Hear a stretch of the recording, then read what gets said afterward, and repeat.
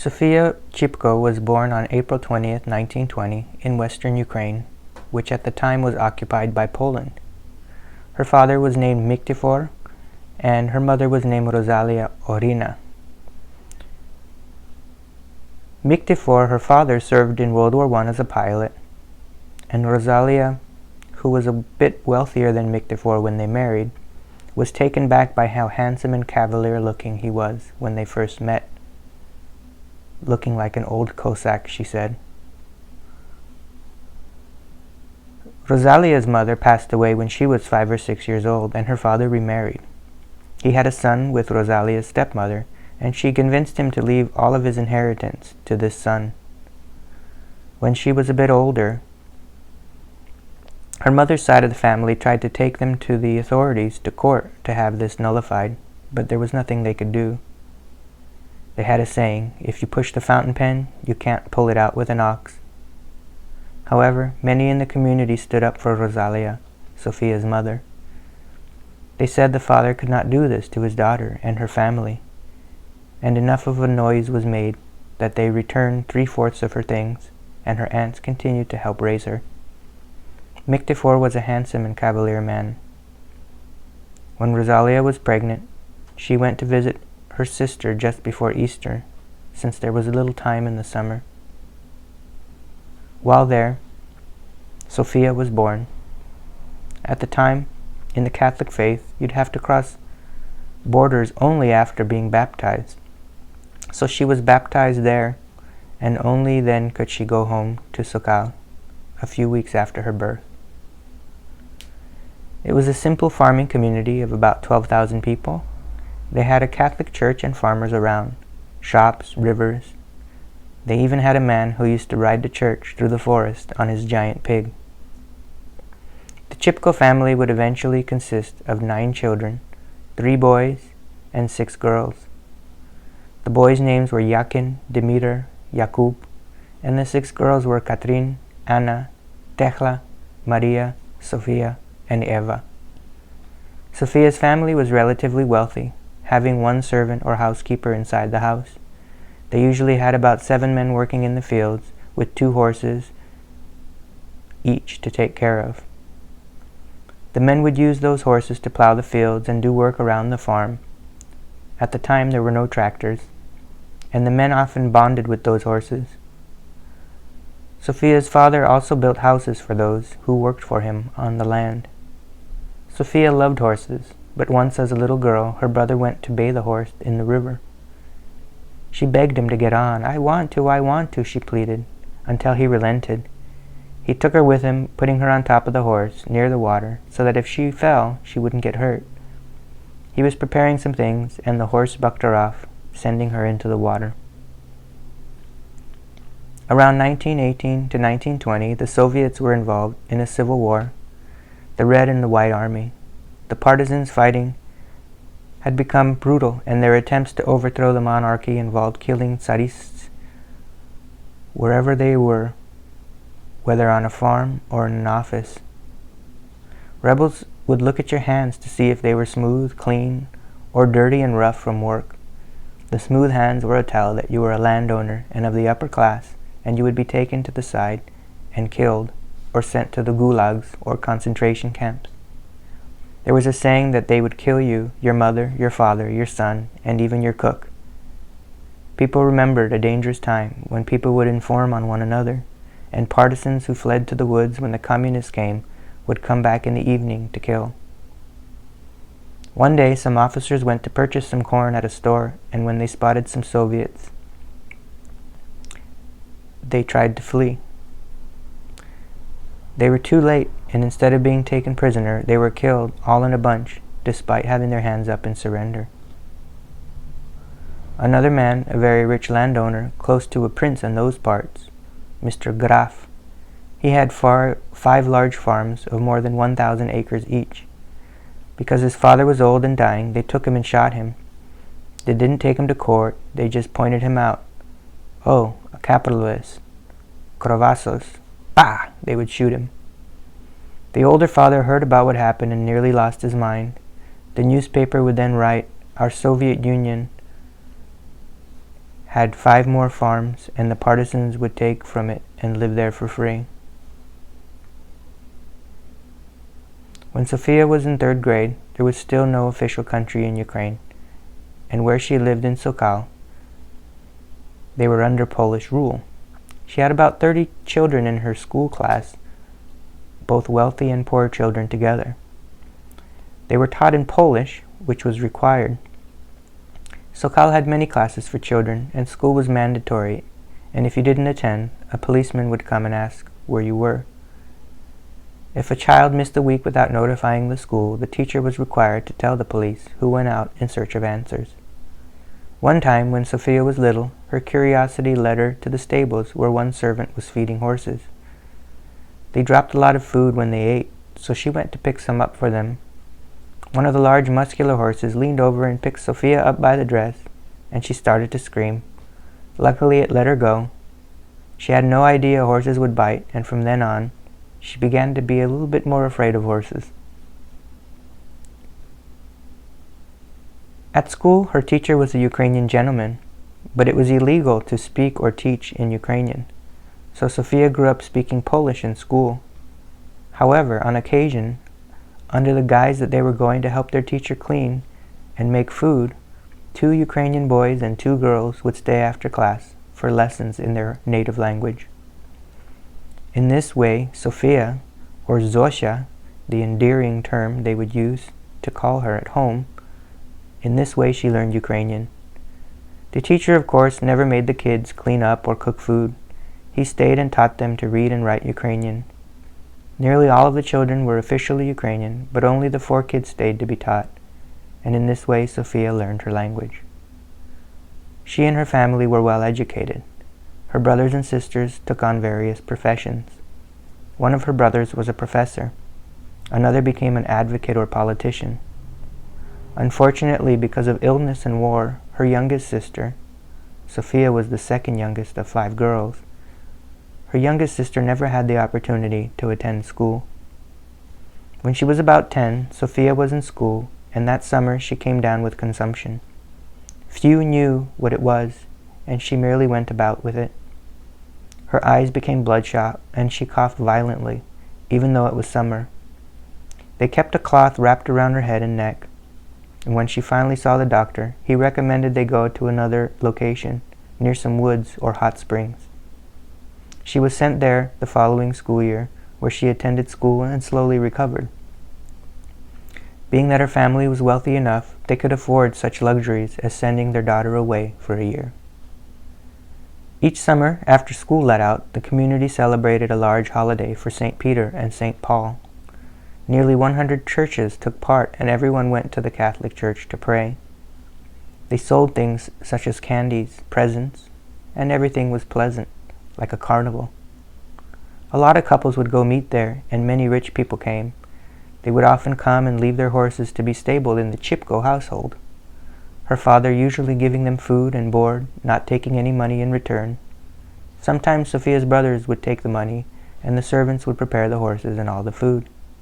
But her father would never take a dime. Sophia had a wonderful life growing up, with few hardships and very loving parents. There were 2 people for every bedroom, a great luxury back then. Some people had the custom of distributing wealth or inheritance to each child when they were born. Sophia's father would wait until a child was married and give them what he could. Most in their village followed that ritual, and the rich gave a lot, the poor what little they had. When Sophia's brothers and sisters began to marry, her father gave freely, giving one a bunch, another a lot, a building for a house, or horses or cows, and land. But when Sophia came to marry, there was little left for her, her younger sister, or another brother, who would later die in Poland, working as a jeweler. Instead of living on the land adjoining their parents, who had bequeathed it to them, some of Sophia's brothers and sisters chose to move further away. One sister moved some 20 kilometers away, and another brother some 50 kilometers. They sold their land, breaking apart the family's plot, and leaving smaller and smaller pieces of land. By the time Sophia came to marry, the war had been going on, so she didn't inherit any of it. According to Sophia's sister's accounts in the 90s, there was now a jewelry store, a university, a bank, even an underground metro on Sophia's old land. Back when Sophia was around 7, a young man came to work for them, grazing their cows in the summer. Her father liked the boy and would keep him all year round to do work around the farm. The boy had no father, and his mother eventually came to work with him. They were poor and in rags, and Mictifor gave him some clothing and new shoes. Sophia's father grew fond of the boy and treated him like a family member. The young man grew up over the years, and when he married, Sophia's father gave him a large trunk full of shirts and other clothing. Some in the neighborhood even teased Mictifor, saying, "Well, Chipko, you gave him away like your own son or daughter to marriage." And the young man, Sophia remembered, loved her parents like his own, crying when he moved away. With a large garden and fields, her family used to grow beets near the house. One time, they found the beets were being vandalized, which was wasting the cows' food. One time, Sophia's mom went to the store and told her, "Watch out for the little bandits who were pulling and stealing out the beets." They were typically kids from school, Sophia's age. There came a young Polish boy along the side of the house who started pulling out the beets and throwing them. Sophia quietly snuck up on the boy and started hitting him furiously. He tore away and she took his hat and threw them into the beets. The poor boy had no idea what was happening and ran home. Satisfied she had done her job, she waited for her mother to return. The boy ran home and told his mother. Hours later they returned, and the boy's mother yelled at Sophia's mother, "Look what your girl did!" And she cursed them and Sophia's mom, throwing insults and abuse. Sophia's mother apologized profusely, prostrating herself for the sake of peace, and when they left, Sophia's mother turned to her. "What are you doing? I told you to watch them, not beat up a Polish boy." "What was I supposed to do? You told me to watch him and I yelled at him, but he wouldn't stop, so I tore his hat off his head and hit him several times over the head with it. He wanted to get it and I threw it in the garden." Furious at the possible trouble a Polish neighbor could cause them, her mother went to hit Sophia, but she ran outside. She ran towards the fence, but could not open it in time, and her mother caught up, kicking her twice. "Just wait until your father gets home. He's going to give it to you," she said. Sophia was terrified. Her father had never hit her before. She ran away and decided to stay away that night. She spent most of the evening in the garden. Her parents came looking for her when the sun went down. "Zosia! Zosia!" She heard them calling and calling. Eventually, a neighbor named Neka found her hiding near the potatoes. "Quiet," she whispered. "I'm not going." But she grabbed her by the arms and took her home. Her parents came and Sophia listened from another room. The neighbor had explained to them, "You told her to watch the beets. You know how boys are. What was she supposed to do?" Having calmed down, both promised not to hit her, and she came out. They hugged and kissed and realized they were really worked up over something small. Sophia would occasionally graze the cows. Oftentimes one of her friends, a local boy, would go with her. More often than not, the cows would not listen to her when she wanted them to return home, and this boy would bring them home for her. It was only years later, when her sister started dating the boy, that she found out he had been in love with her the whole time. "Sorry, Sophia," her sister told her. "I took your man." Sophia's older sister, Maria, was what you would consider a daddy's little girl. She was his beloved one. She was the one child who would never be spanked, even if she were to blame. One day she fled with a young man she was in love with. Her parents became frantic, but her friends were unsure where she went. Each had different ideas of where she could be. Some said she was here, others there, and so Maria's parents went to looking for her by foot and by horse. Rosalia, her mother, went as far as the Polish border, but they would not pass because she did not have a passport. Weeks turned into months, and months turned into a year, and after about a year, a letter arrived in the mail from her sister. She explained that she lived in France and that she was happy there now. She ran away with a Ukrainian boy, and he turned out to be an alcoholic, so after some months, she left him and found a French doctor.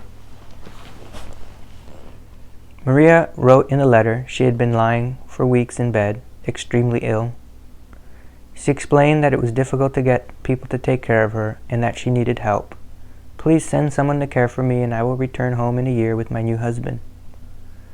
They were shocked to hear that their daughter was married, and not to the boy she left with. He came home a laughingstock. Her parents talked it over and were generally glad to hear from their daughter. Their anger faded, and they only hoped to see their daughter as soon as possible. They considered sending someone who worked for them. Sophia's older sister said, "Mama, I will go for a year and take care of her, so she can return sooner." But Sophia's mother thought this was a bad idea. "You cannot go for a year. You have a husband and 2 children. No, we better let Sophia go, and in a year she will return." Sophia was only 16 at the time, and it was around 1936. They prepared to send her off, and Sophia, nervous, readied her things. Her mother began crying, already missing her, and cried the entire time. Sophia did not want to go. She dreaded it, but there was no disobeying your parents. If they wanted her to go help her sister in France, then it's to France she would go. Sophia's youngest sister, Eva, took her leaving the hardest. When it came time to leave, Eva cried and cried, "Zosha, Zosha, don't leave me." But Sophia had little choice. She boarded a horse carriage and was taken to the train station. In France, she was met by her new brother-in-law, already resenting him for being a part of why she was so far from home. He took her luggage and led her home to her sister. The first thing Sophia noticed was that her sister did not appear to be very sick. She was not in bed, and she was not happy to see Sophia. She was hoping for a servant, but would be forced to make do. Things became terrible there. Angry Sophia had been sent. Maria took no pleasure in having her sister there. When Sophia fed the cows, her sister said she did it wrong. When she would sing, her sister would be annoyed by the song she chose. She became abusive, yelling, hitting Sophia, and when she cried, missing her mother, she would hit her more. Nothing Sophia did seemed to please her. The 3 of them, Sophia's sister, her husband, and Sophia, lived on a top floor and usually did their work there. Sophia desperately missed home. At the time, it was difficult to find enough workers to help keep the house and maintain their small farm. At first, Sophia talked about going home. She confronted her sister about being healthy, and her sister's reply would be, "In a few more days I'll send you home." And later, "In a few more days I'll send you." Sophia and her sister didn't get along. For breakfast, she would cook eggs with a lot of lard, and Sophia hated it, disliking the taste. Her sister burst into anger. "You are only used to expensive foods." "No, I don't only eat expensive foods," Sophia protested. "Yes, you do. What, you only want deer and rabbit? You're spoiled, and will eat what I tell you." She seemed to always scream at Sophia. Every day she would make eggs and bring them upstairs, yelling and belittling Sophia, who was forced to eat them.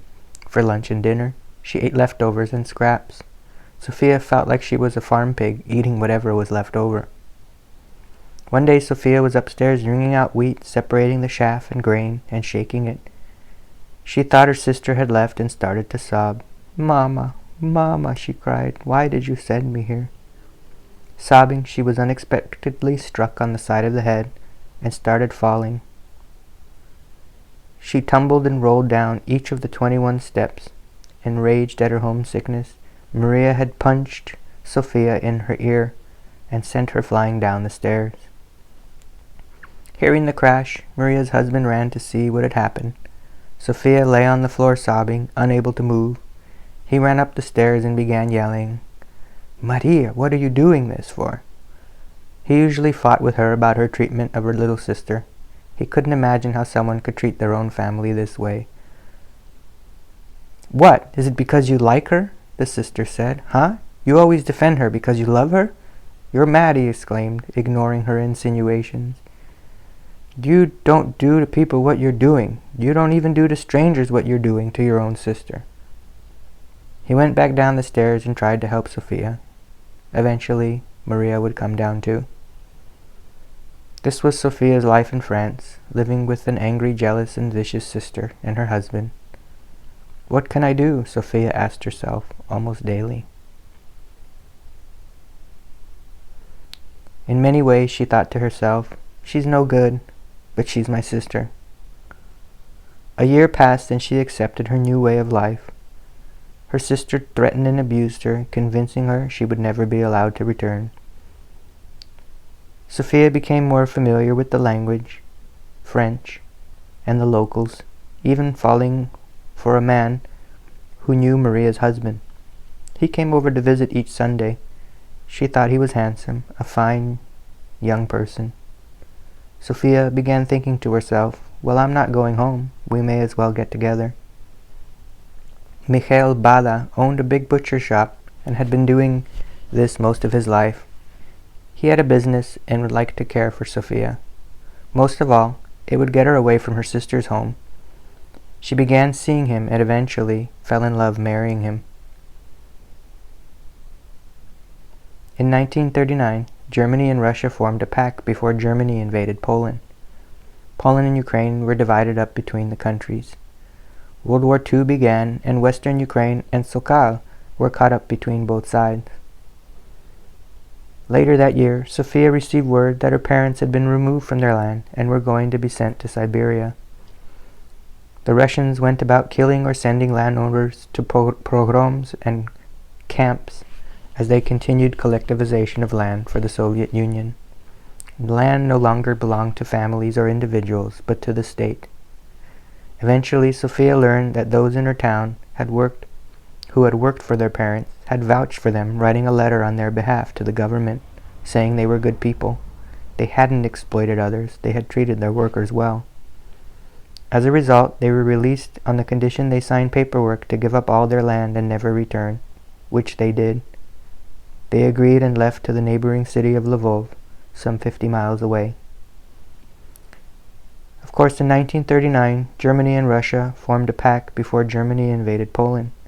Poland and Ukraine was divided up between the countries, but World War II was beginning, and her old home, Sokal, was caught up in between it, just as Wasyl's was. In May 1940, the Nazis invaded and took control of France. By June 22, 1940, an armistice was signed, and the Germans began occupying Sophia's new home, France. Her husband Michael did not go to fight and was left to his important business of supplying meat for the locals and being forced to supply meat every morning for the Germans. People would tease him saying, well, Michael, you sit here while the boys are out fighting. Once the Germans occupied, Michael was responsible for collecting animals from different farms and butchering them. The Nazis would bring a few trucks each morning and fill them with meat. Sophia never found out if they paid her husband or if they used threats and coercion. She did know, however, that they had no choice and did it to protect their life and to protect his family. On June 14, 1941, Sophia gave birth to a daughter they named Jena. Although daily life was a struggle, with the head of household a butcher, they always had enough to eat. On the weekends, Michael continued to play cards with his friends. Despite the war and dire circumstances, they still found ways to pass the time and enjoy themselves. One time, after being teased by his friends about providing meat to the Germans, Michael thought it would be funny or macho to say, well, I butcher meat for the Germans, but one day I'll take the meat off the bones of them. The following day, some friends came and drank and chatted a while, and 2 days later, the Germans came. Soldiers came, taking him by force, placing him in a truck, and he never returned. After about 3 weeks, a card came notifying Sophia that her husband had died. In fact, the Germans had tortured and killed him. A German soldier, a man who was part Czech, came to Sophia explaining he had been killed and warning her that they were coming after her and the baby. I'm German, he said, and you're Ukrainian. What's the real difference? You shouldn't suffer for your husband. It's not your fault, so run away before they come, he told her. Janina was only several months old when this happened. Sophia didn't know what to do. She quickly packed her things. Unsure, she realized she should flee the country before she was found and killed. Her passport still had her maiden name, Sofia Chipko, but Janina's had the same last name as her father. This was a problem. She could escape the country, no problem, but not with Janina. It would be difficult on her own, but if she were to have a baby, things would be too difficult and dangerous, and they would see her name. She decided the only thing she could do was give her baby daughter to her godparents in another town and let them watch over her. Sofia took Janina with great sadness and difficulty, left her daughter behind. She fled east, of all places, towards Germany. With most able-bodied men on the front lines, Ukrainians and other foreigners could work in factories for shelter, food, and above all else, safety. Sofia settled in Germany in 1942 after 2 days and 2 nights on the run. The war continued and planes bombed occasionally. During this time, you would run quickly to the nearby forests and hope that you were not hit. A German couple speaking Polish, which Sofia was fluent in, spoke to her and said they would take her to a labor camp. Polish citizens were treated worse than Ukrainians, having been the enemy of Germany. But when the couple found out she was actually Ukrainian, they explained she would be taken to a less restrictive camp or dorm room, where she was given a pravatka, or private room. Here she would have some privacy where, she was told, nobody could bother her. The room was just that, a room. Tenants had a communal shower and communal kitchen. There was Ukrainian women, where she was taken, helping her feel more at home. Exhausted from her journey, Sofia went immediately and took a nap. The German who had brought her asked the neighbor to cook some food for Sofia and wake her up when it was ready. The neighbor came to the room with food and said, "Get up and eat." "Oui, oui," Sofia said, "Yes, yes," but she continued to lay in bed, exhausted. Again she said in Ukrainian, "Get up and eat." Again Sofia responded, "Oui, oui." The woman asked her a third time, shaking her foot. "Yes," Sofia said, "later." "If I have to later you," the woman said in frustration, "you're going to fall out of that bed." Sofia finally got up and was given some soup. The woman explained how she fried some red paprika and threw it in the water, added some potatoes, cooking it in glass pots. The food was simple but warm and filling, and she thanked the woman, who would become one of her friends. She was given a job nearby in a factory at a place or city called Jena. Jena was an old medieval city, first mentioned historically around 1182. Just before World War II, it reached a population of 71,000. It was there that the optical and glass industry was booming. She was working, putting together parts for munitions on the top floor, making large artillery shells. Despite being a glass factory, they were secretly putting arms and munitions together. The building contained multiple levels of factory work, all geared towards the war effort. The building housed 34,000 workers, and across the street was the larger Zeiss factory, a name still used today by professional photographers and other people who use very well-made glass. Sofia tried to work hard, losing herself in the repetition of fitting the same parts together all day. New and eager to work, she poured herself into it, soon becoming one of the fastest workers. With no friends and nobody to talk to, she took her work seriously. Losing herself in the repetitive tasks helped the time pass a bit more quickly. She realized the slower she worked, the more thoughts poured into her mind. This was called piecework, and you worked on your own. Sofia didn't know it at the time, but officials weighed the work each day to see how much each person had done. Sofia often sang songs and worked, drowning out her sorrows with the repetition. One song she often sang was "Huknoya seno huknoya." Oftentimes she sang herself to tears, feeling so alone in this foreign city and thinking of her family. The song says something like, "Daughter, daughter, I'm no longer alive, and my daughter, you are no longer mine." The girl replies, "Mother, because the flower has bloomed, I won't rise because there is a deep hole Stand up, mother, because the pears have bloomed. I cannot because I do not have a soul. Something to that effect. Every few days there were bomb sirens. Sophia followed along behind the others as they made their way to bomb shelters. Sophia would work hard, and the other women around her did the same, making bullet-stand munitions. At the end of the day, she put together about 9,000 barrels, while the others would put together around 8,000. Sophia didn't realize she was being paid by weight, and one day when she went to pick up her check, a woman looked over her shoulder, seeing how much they had paid her.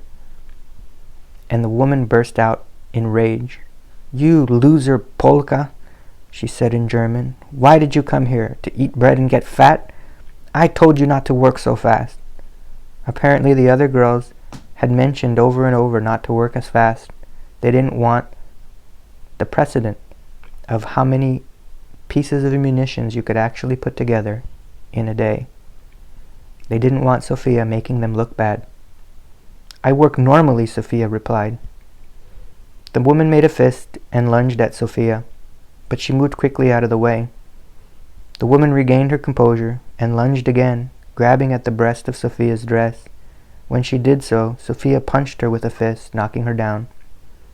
The woman, still holding on to Sophia's dress, fell, rolling under a table, tearing Sophia's dress.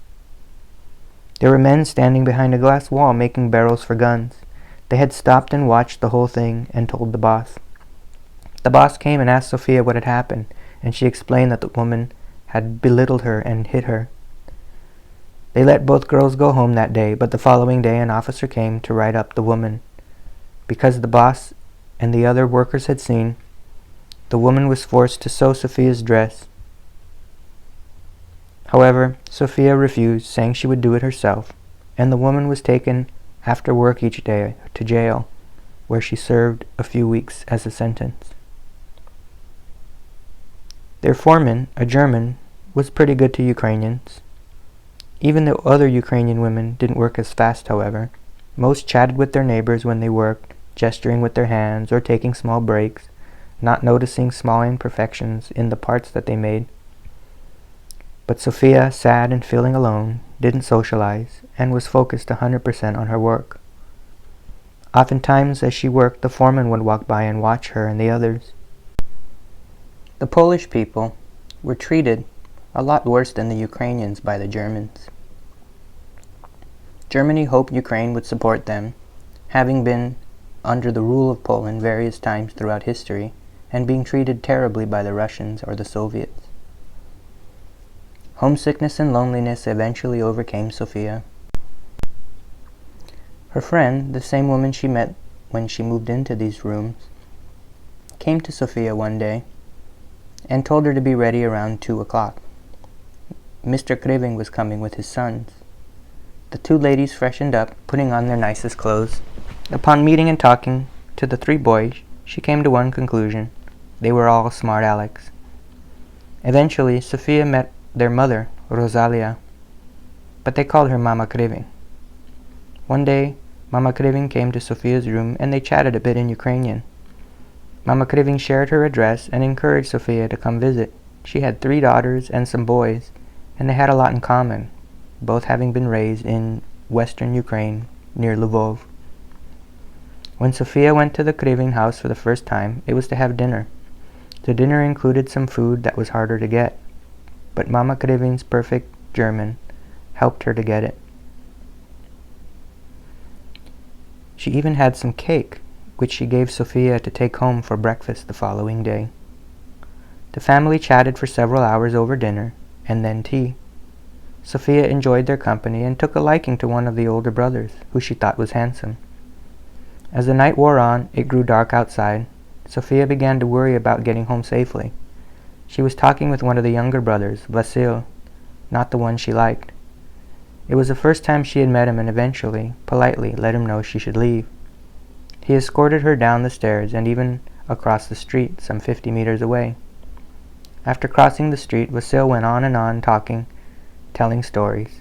and he shared with her how he had been in the camp in Macedonia for 6 months, and how his courageous mother, Mama Krywyn, helped steal him away. Sophia thought to herself, "What a wise guy. He's talking and talking, keeping me here in the middle of the night. I hope he'll walk me home." Wasyl went on talking more, standing on the sidewalk in the dark. Sophia used her body language to let him know she had to get going, but he did not get it, and went on talking more. Finally, she told him she absolutely had to leave. He said his goodbye and started to leave, hoping he would offer to walk with her. Not only was it dark, but German soldiers patrolled the streets. It was very dangerous to be out alone, but instead of taking the hint, Wasyl stood there staring at her like a statue. He wasn't thinking of dating or marriage, he just liked chatting. Sophia, a bit upset that this young man, so cavalier, would make her walk home alone, had no idea he was thinking he was afraid to walk with her in the dark too. He didn't want to risk the dangers of walking alone at night. She left and began walking in the dark, wearing a brooch that reflected the light of any oncoming cars or motorcycles. Not long afterward, as she walked, she began to feel the ground shaking. All of a sudden, 2 German devils drove up in their jeep. "Fraulein, Fraulein," they yelled. "Miss." They drove up to the very edge and onto the sidewalk. Sophia was shaking and kept her glance down. She thought about running, but knew with 2 of them the likelihood was she would be caught, and it would make matters worse. She had no other options, so she started to run. They turned the jeep and drove after her. She decided as they approached she would stop and turn around, hoping the time it took to make a U-turn would give her a few seconds to get away. However, most likely seeing her terrified, the men drove past her laughing and kept driving away. Sophia stopped running, gasping for breath. She thought to herself, "Well, that mother praised her sons for being so good. I think they're a piece of chulak kavalok. They don't know how to be gentlemen. They treat me like I was a nobody. Really, you should have escorted the girl, especially at night in those days." Sophia had a bit of resentment she had not been treated with more respect, and she told herself she would not see them again. However, not long afterward, Mama Krywyn asked her to dinner once more. Sophia became closer and closer to the Krywyn family, and they shared stories about the old country, and Sophia shared stories about France.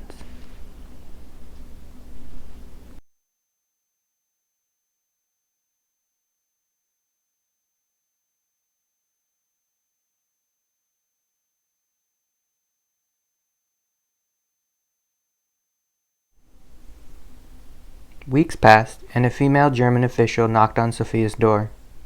She explained that the room was needed for someone else, and she would be forced to leave in a few days.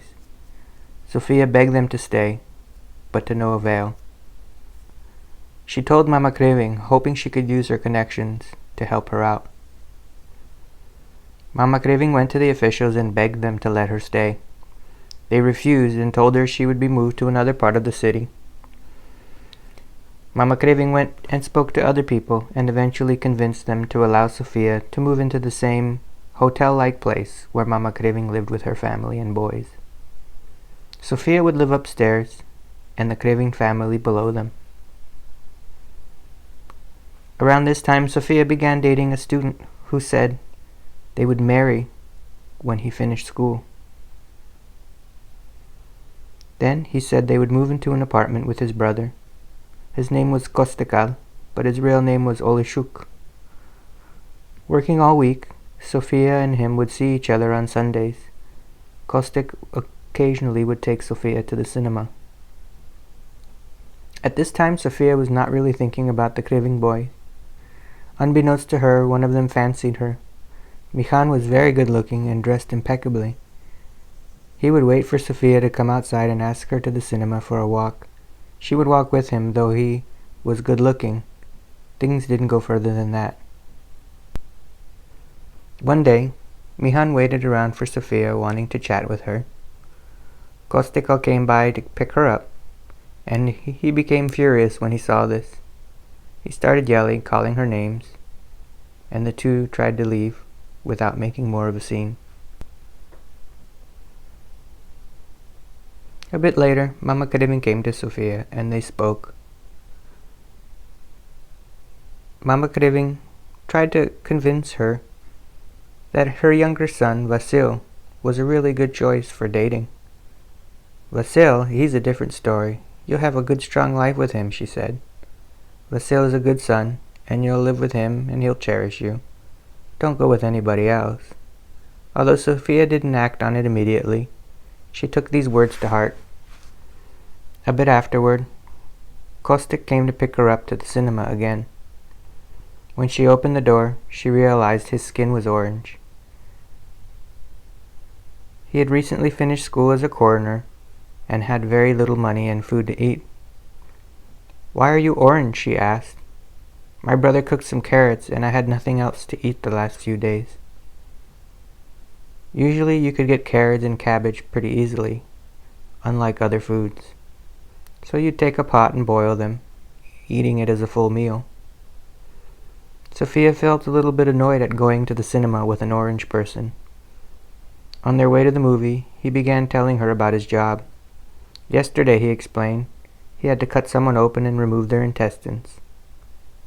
Dead and cold, the person's body moved and sort of jumped, terrifying him for a moment.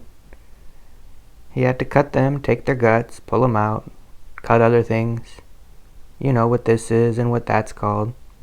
As he graphically described to her his job as a coroner, she grew nauseous and nearly fainted. They watched the movie together, and when they returned, Sofia made a decision in her mind. In her mind, she said goodbye, but it would take a little bit longer to say goodbye to her boyfriend in person. Around this time, she also started longing to go home back to France. Sofia began talking more and spending more time with Wasyl, explaining she wanted to go back to Orlofo. She asked her boss for time off. He relented, however, explaining she could only use the time to return home, and not anything else. She made arrangements and let the Krywyns know about her plans to leave for a bit. When the time came, they went to see Sofia off at the train station. Mama Krywyn, Wasyl, and his sisters. They showed how much they really liked and cared about Sofia. Everyone said their goodbyes, and then Mama Krywyn surprised everyone by saying, kiss each other," to Wasyl and Sofia. It was rare that she would kiss in front of others. People were much more modest in those days. The two kissed, and Sofia knew in her heart that eventually they would be married. She went to France knowing this. By the time she had made it back to France, a letter had arrived for her from Wasyl's younger sister. "Come back, please. I have nobody to give apples to." Mama Krywyn somehow managed to get apples, also a rarity at the time, and shared them with Sofia. Mama Krywyn was a really kind-hearted woman.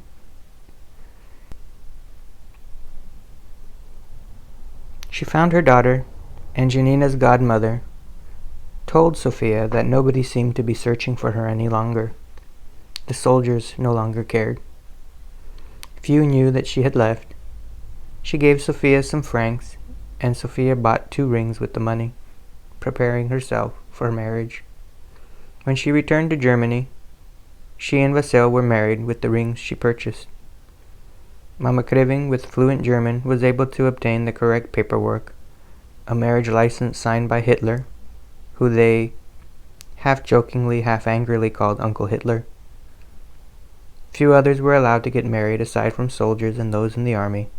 However, at the time, they weren't married in a church, only in the courtroom. Occasionally, there were bomb sirens, and Allied bombs would pour down. The sirens would blare, and the announcements would be made of Schutzkehle, get to the shelters. They moved in together, Sofia and Wasyl, living next to Mama Krywyn. The first few months, people obeyed the sirens. Every time they would hear the loud noises, they would go underground to the shelters, leaving the work or whatever they were doing. But eventually, despite the danger, People grew accustomed to the sirens and the false alarms and the nearby bombings, and oftentimes went about their business, too tired, too over it to go to the shelter. At the end of 1943, Sophia became pregnant and soon afterwards stopped working. As the due date approached, officials wanted to send her to a Russian camp to have the baby. However, Sophia was able to avoid this. As she began to show, she stopped working, and it was difficult. Every few days, sirens would go off, and bombs began pouring down in the distance. Months passed of shelters and false alarms, and on September 6, 1944, with no taxi, no metro, Sophia tried to make her way to the hospital some 3 kilometers away. Wasyl took her by the arm after noon, and together they made their way to the hospital. Every few meters, Sophia would stop, panting and groaning, and eventually, around 6 in the evening, they arrived at the hospital. Sophia gave birth to a beautiful baby boy they named Roman. Roman would eventually have curly, long blonde hair. Everyone loved him and became the center of attention in the Krywyn family. One of the Krywyn brothers worked in a kitchen, and they would let him take home butter. Everyone there stole a teeny bit of butter to trade on the black market. They would take it to a German and trade it for some clothes or other food. They did this for Roman, getting baby clothes like nobody else his age had. He had long pants, short pants, a shirt. No other Ukrainian boys at his age could get such items at the time. When it came time to go home, they tried to take blood from Sophia for the front lines. Terrified, she refused but was threatened. "You can't take your baby home with you if you don't give us blood." "Then I'll steal him home," she thought to herself. The next day, she came and said she would have to sign paperwork to get the child. She went to sign for the baby and went by many doors. She went through 2 doorways and heard them speaking German about taking her blood. She understood this, and they said, "You cannot escape. If you try, they'll kill you." They began taking her blood, and she started yelling, "Jesus, Jesus." She screamed on the top of her lungs, and the other nurses and soldiers began laughing at her. She had never had her blood taken before. When they finished, they led her back and gave her Roman to take home. The bombings would continue in September, and shelter raids continued until the end of the war in May. Everyone was to hide underground in the bomb shelters, but Father Krywyn, Wasyl's dad, made a little support with his boys that was like a man-made cave. It was a hole where people could fit in if need be, rather than going all the way to the underground communal shelters. They often pulled the youngest by the arm to go down there, but it filled up quickly, and often they'd go to the bomb shelter anyway. One time, the sirens were flaring, and Mama Krywyn came, saying, "Zosia, Zosia, we need to hide." She would answer, very weary, "Mama, leave me, I want to sleep," exhausted from taking care of the baby. It became such a routine, the alarms, that people, more often than not, would ignore them, taking their chances. One time, they all had to leave. There was a fire alarm and bomb raid siren. They were supposed to climb in the holes, but Sophia did not. Wasyl came flying home from the factory where he had been working and said, "Sophia, get out. It's only several blocks away." She was exhausted. He grabbed Roman and Sophia, careful not to hurt the baby, as bombs fell nearby and the house shook. Some bombs had fallen in the nearby park. As they passed, they could see people who had died, parts of them in the trees. On the road there were soldiers and people long dead. Everything was destroyed and banged up. Many factories were being targeted by the Americans, trying to cripple German production. Perhaps some of them knew that some of these factories were secretly making and developing munitions and other weapons. By the end of the war, the British and American allies had bombed the city Jena heavily. Some 709 people were killed and 2,000 injured. Most of the town's medieval structures were damaged and had to be rebuilt. 2 days later, the same kind of alarm rang. They ran to hide where Father Krywyn had made his little shelter. They huddled together, the ground shaking nearby. They took with them some dried bread and milk, but couldn't carry a lot. You could hear the bombs and tanks fighting and exploding outside. Someone came to the shelter and mentioned someone giving bread away. Sophia went running in that direction, holding Roman. You could hear it, the sound of bombs and the roar of tanks. The tanks fought on through the night. Roman, at the time only 6 months old, needed his diaper changed. He began crying, and she stopped to change his diaper. The Gestapo came yelling, "Heile Schmoste!" He wanted her to shut the baby's mouth. Unable to do anything, she muttered under her breath, "The Americans are close, soon they'll shut your mouth," harboring tons of resentment towards the soldiers. Some other women next to her saw and heard and tried to rush her on, knowing that if he wanted to, the soldier could get away with shooting them both.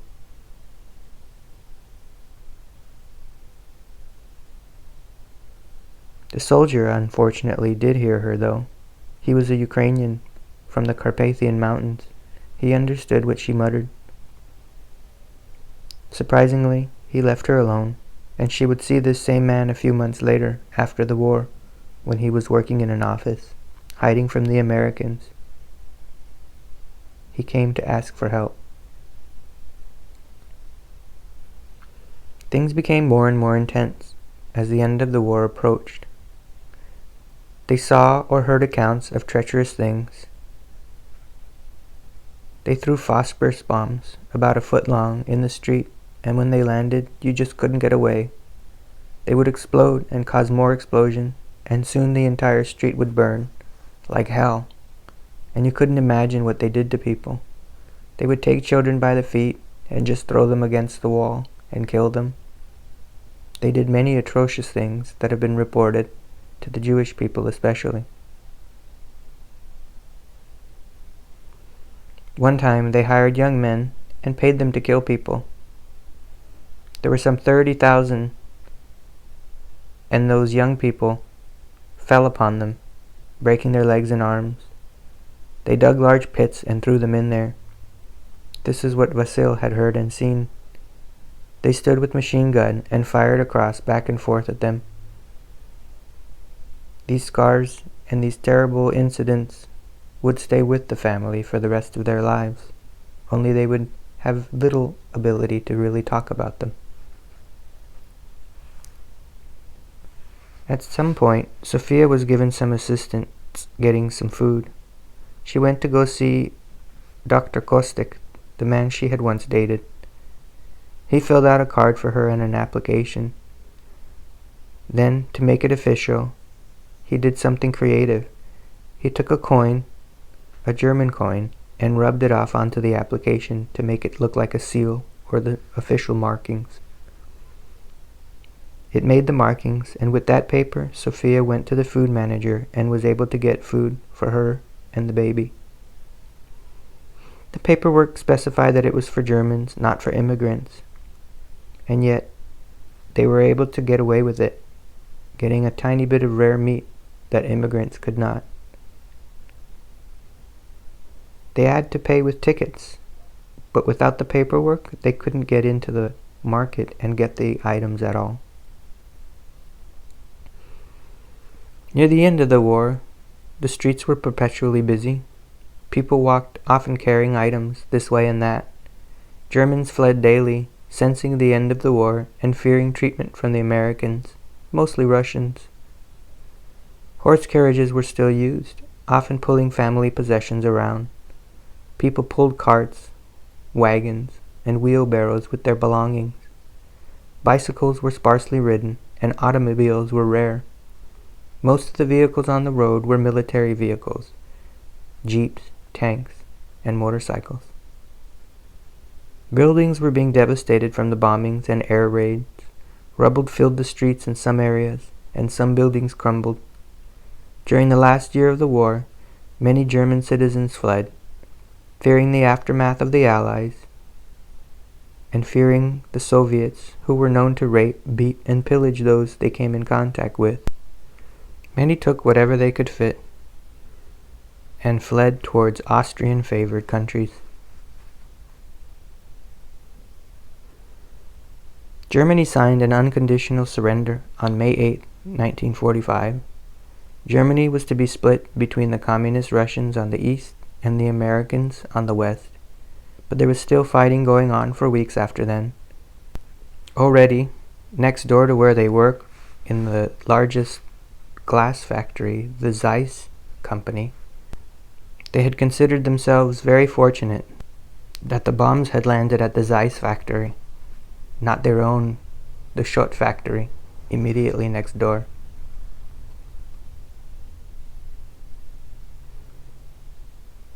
The Americans had to deal with a lot of different circumstances, including the displacement of nearly 1 million people. The Americans would drive you to a transport vehicle or to a train, and they attempted to send back refugees like Ukrainians back towards the Soviet Union. However, the Krywyns feared going back in that direction. In the coming weeks and months, refugee camps were set up throughout the country and throughout Europe.